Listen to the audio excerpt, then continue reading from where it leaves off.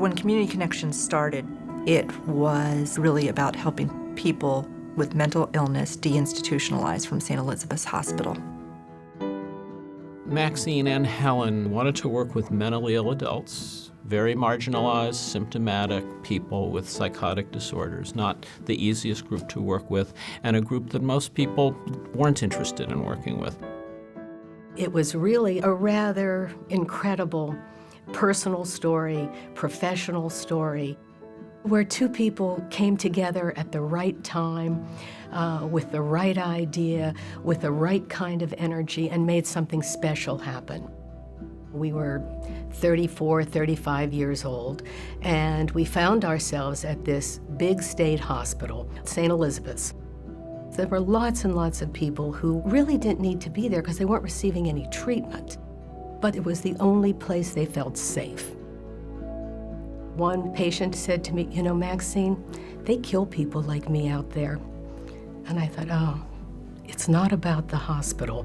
It's about how terrified she was of what went on out there. So what my partner and I, Helen Bergman, thought of was if we could make the outside as safe, as welcoming, they would essentially shift their attachment from the hospital to us, and we would become a community connection. Community Connections was the mental health version of a small mom and pop.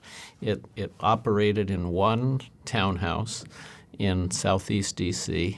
There were a very small number of clients. My mother did the front desk and ended up cooking. It kind of recreated an atmosphere of being at home. It was comfortable. It was in a townhouse. It wasn't in anything that looked like an institution. There was a buzz in that building that was just unbelievable. Maxine talked about the clinical relationship that you develop with people who have chronic mental illnesses, and it was a radical idea at the time. I mean, there wasn't a project that we didn't want to take on. So somebody would say, hey, there's a grant to work with homeless women. And we'd look at each other and say, well, look, we can do that. Maxine and Helen wanted to provide a case management service that was unusually intensive and assertive.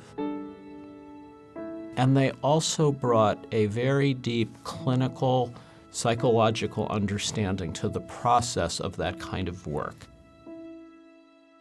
You know, it was clear that people needed a place to live. We got introduced to someone who ran a small group home, and we would make placements of our folks into these homes. Then we looked at each other and said, wait a minute, why don't we just own these places? We started to have social workers and psychologists who would be assigned to these different houses and who would provide the therapeutic services, and we called it clinical housing. The goal was really for those folks not to be rehospitalized. And today, our housing program overall is quite big. We serve probably 700, 750 consumers. In a variety of settings. We are out there in communities that are underserved, that are impoverished, that are in need of the services we provide. The individuals that we serve, we really partner with them to help them get from point A to point B, whatever their point B may be. We touch a lot of people, a lot of lives. Community Connections, I think, has always been a little ahead of the curve. I think that's one of Maxine's gifts, is she has been able to see what's coming next before most people do. We were out in the city at the time that crack really hit DC in a major way. This was no longer just a mental health problem. We were seeing more and more people who were addicted to crack, getting into legal trouble. We needed to develop services that dealt with that. Consumers may come to us from probation, from pretrial, from the jails. Community mental health is really about being a part of the community. You know, we're there to kind of help maintain the safety of the community. As we've grown and as we've matured, we now understand mental illness as a multidimensional, multifaceted event which includes class issues, it includes trauma issues, it includes dual disorder, which is really the co-occurrence of mental illness and substance abuse. I didn't find out about Community Connections until, I was out on the streets, and I was just something's really wrong with me. Not just me being homeless, I'm really suffering from something. What became obvious when you talked to women is that they had been in home situations where they had been abused. So we had to take a step back from what was happening in the here and now and work with women about what had happened to them as children. So we set up a program that would be run by women, for women, and deal specifically with issues of trauma and addiction. And it was called Sisters Empowering Sisters. Mental health care in this country is not static. The next phase will not be delivered by professionals solely. It will start to be delivered by peers. I think it really benefits the client. I saw a lot of me and a lot of the women that walked through that door. The beauty of working at Community Connections is the opportunity to see gaps and to work collectively to fill them in. We are right at the beginnings of addressing the intersection of primary health care needs and behavioral health care needs.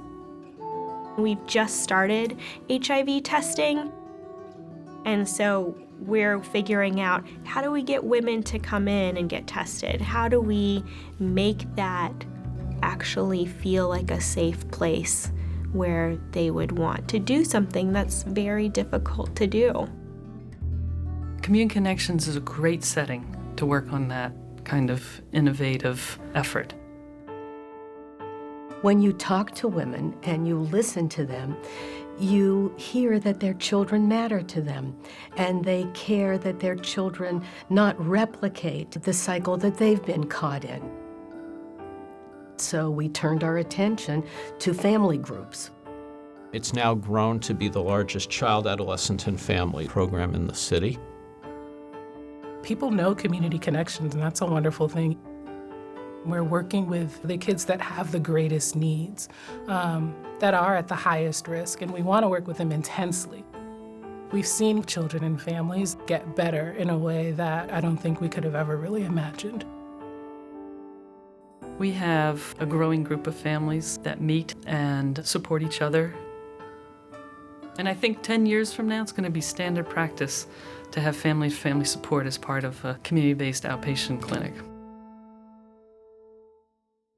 Every time Community Connections, Helen and I saw something that needed to be addressed, we always knew it wasn't the last something, that there would be something else we had to have our eyes open for.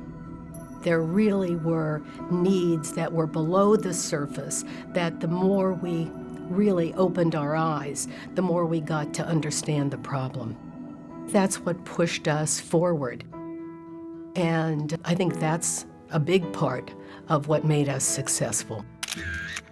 We grew from deinstitutionalization to addiction services to homelessness and housing to domestic violence and the aftermath of childhood sexual abuse. It took grit to be successful 30 years ago.